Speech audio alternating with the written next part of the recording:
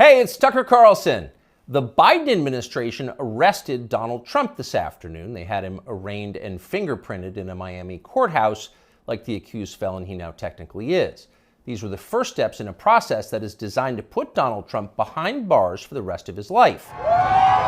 Cable news carried every moment of it live. It's unprecedented, they told us, with what looked like shock. But they weren't shocked. They knew this was coming. Everyone who's paid attention knew it was. What just happened was always going to happen. It's been inevitable since February 16th, 2016. That's the day Donald Trump made a blood enemy of the largest and most powerful organization in human history, which would be the federal government. Despite what you may remember, it wasn't anything that Trump had said about immigration or trade with China or rapists from Mexico. Those are the stories that dominated the headlines that year. Trump's a racist, they screamed. Stop him! But inside Washington, that was just noise. None of it really rated. Identity politics doesn't mean much to permanent Washington. What matters, then and now, is foreign policy. The invasions and occupations and proxy wars. The decisions that determine which global populations will thrive and which will die. The policies that come with trillion-dollar price tags. The ones that, over time, have made the counties around D.C. the richest suburbs in the world. In Washington, that's what actually matters. And it's obvious when you look carefully. When there's a debate about anything else, for example, the debt ceiling, both sides take their assigned positions and they start yelling. But when Congress decides to start a war, no matter how foolish or counterproductive or obviously disconnected from America's core interests that war may be, when that happens, the leaders of both parties automatically jump behind it like circus clowns. And then they stay there, sometimes for decades. They defend that war relentlessly against all evidence until somebody finally rings the all-clear bell and they can begin to admit that actually, maybe it wasn't such a great idea. We meant well, but it just didn't work out. The good news is we've learned a lot of important lessons. In the end, they usually do say something like that, but only after emotions have cooled and the damning details have begun to fade from collective memory. It's an apology that's not actually an apology, much less repentance, and it's years too late to matter in any case. But until then, that's all you're getting. Until then, no dissent is allowed. That's the first rule of Washington. But somehow, Trump didn't bother to follow it. He is from out of town, so maybe he didn't know it was a rule, or maybe he just didn't care. Either way, 7.5 years later, we can point to the precise moment that permanent Washington decided to send Donald Trump to prison. Here it is. It's from the Republican candidates debate in Greenville, South Carolina. We should have never been in Iraq. We have destabilized the Middle East. They lied. They said there were weapons of mass destruction. There were none, and they knew there were none. There were no weapons of mass destruction. All right. We should never have been in Iraq, Trump said. We destabilized the Middle East. Now, by the time Trump said that, a lot of Republican primary voters were starting to reach the same conclusion. How could they not? But it was the next line that doomed Trump to today's arrest. They lied, he said. There were no weapons of mass destruction, and they knew there were none. Now, when he said that, a few in the crowd booed. Most just sat there in silence, stunned. Can he say that? Well, he said it anyway. And by saying that, he sealed his fate. That was the one thing you were not allowed to say, because it implicated too many people on both sides, which on this topic is really just one side. Hillary Clinton was guilty of it, but so was Paul Ryan. All of them were guilty. They all knew, they all lied. And to a person, they hated Donald Trump for exposing them. After that, it was pretty clear that even if he did get elected president, Trump was going to have a very hard time controlling the federal government he was supposed to be in charge of. Most of permanent Washington decided that thwarting Trump was the single most important mission in their lives. Everything depended on it. Many of them said so publicly. But others didn't say so publicly. In fact, the stealthier ones took another path. They ran toward Trump, not away from him. They sucked up to him. They ingratiated themselves with the man they intuitively understood was susceptible to flattery, which Trump is. And they did this in order to subvert his new administration from the inside. There were a number of these, and you could spot them immediately. They were flatterers.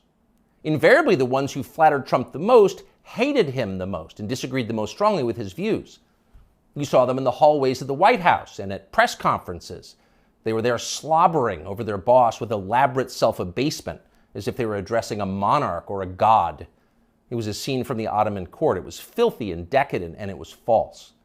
Mike Pence, Nikki Haley, Mike Pompeo, Lindsey Graham in the Congress. They all called Trump a visionary genius up until the moment he lost power. And then they unsheathed their real agenda, as always the neocon war agenda, and they piled on with maximum force. Here's Mike Pompeo, for example, on Fox News this morning. President Trump had classified documents where he shouldn't have had them, and then when given the opportunity to return them, he chose not to do that for whatever reason. When somebody identifies that, you got to turn them in. And so that's inconsistent with protecting America's soldiers, sailors, airmen, and Marines. And if the allegations are true, some of these were pretty serious, important documents. And so that's wrong. May future historians hoping to unlock the mysteries of late Empire Washington study that clip, because it will reveal everything. That very same Mike Pompeo, the one who's sneering at Donald Trump on TV this morning, that guy served Donald Trump as both CIA director and as Secretary of State. Those are the two most powerful jobs in the federal government. And as he worked in those jobs, Pompeo promised, in fact, he swore, to support the president's agenda. Why? Because that's the way a democracy works. You vote for a candidate in the belief that his appointees will carry out the policies that you voted for. It's not about the president, it's about you, the voter. But Pompeo didn't do that. He didn't even try to do that. In fact, he undermined Trump's often stated commitment to peace and non-intervention abroad at every turn. His every waking hour was devoted to fomenting war in some faraway foreign country or other. Iran, Syria, Russia, North Korea, the list goes on. But rather than telling Trump that he disagreed with his ideas, as a man would, Pompeo toadied up to Trump, a man he despised, in the oiliest, most over-the-top way imaginable. Ask anyone who worked in that White House at the time. Who is the appointee most likely to tell Donald Trump on a daily basis that he was handsome, virile, sleek, and powerful? Mike Pompeo. That will be the consensus answer. Those of us who saw firsthand Pompeo's relentless kowtowing will never forget it. It was indelibly repulsive. No one with self-respect could do something like that. But Mike Pompeo did it effortlessly, with relish and verve.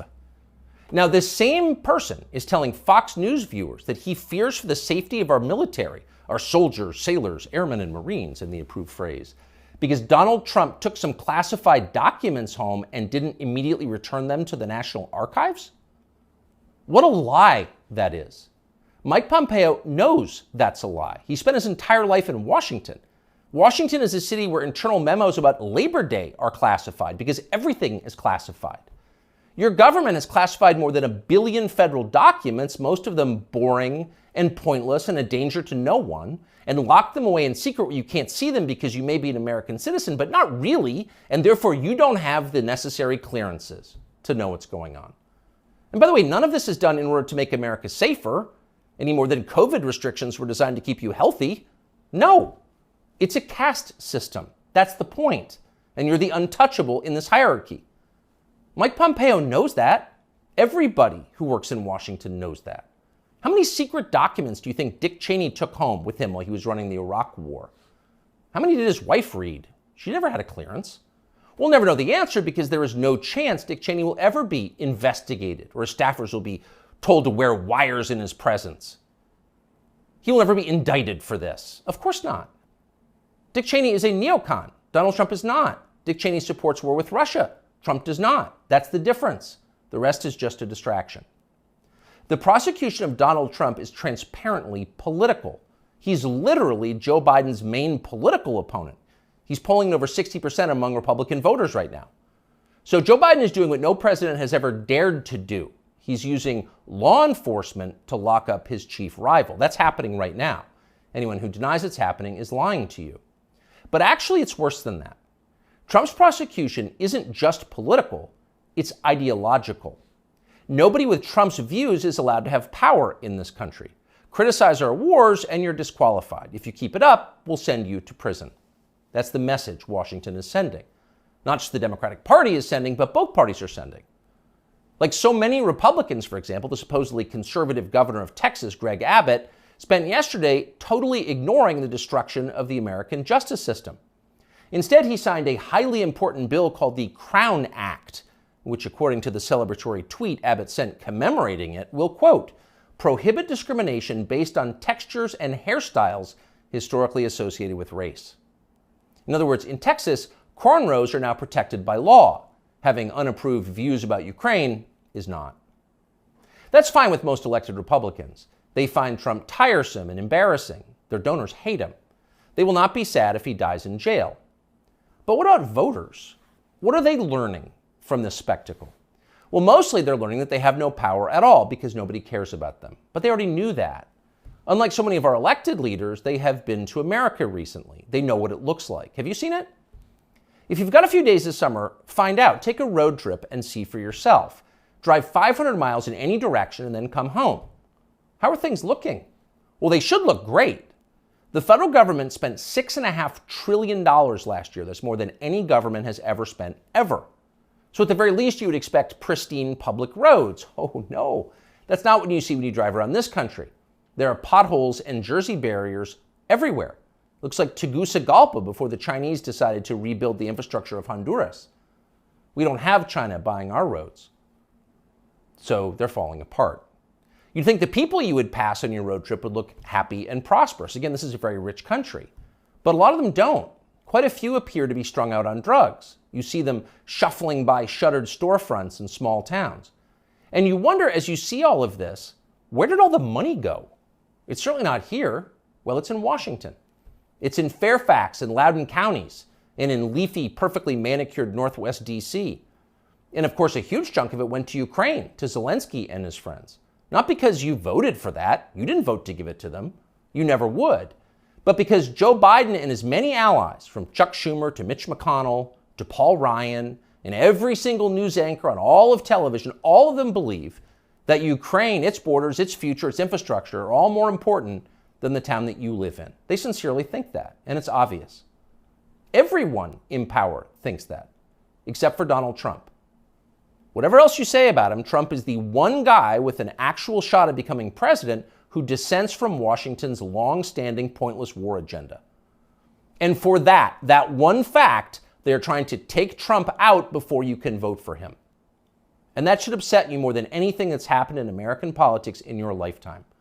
Even if you don't plan to vote for Donald Trump, even if you would die before voting for Donald Trump, which is your right, and a lot of good people feel that way, even still, the destruction of our democracy, which is the right of voters to support any candidate they want, even candidates who don't want war with Russia, the destruction of that should keep you up at night.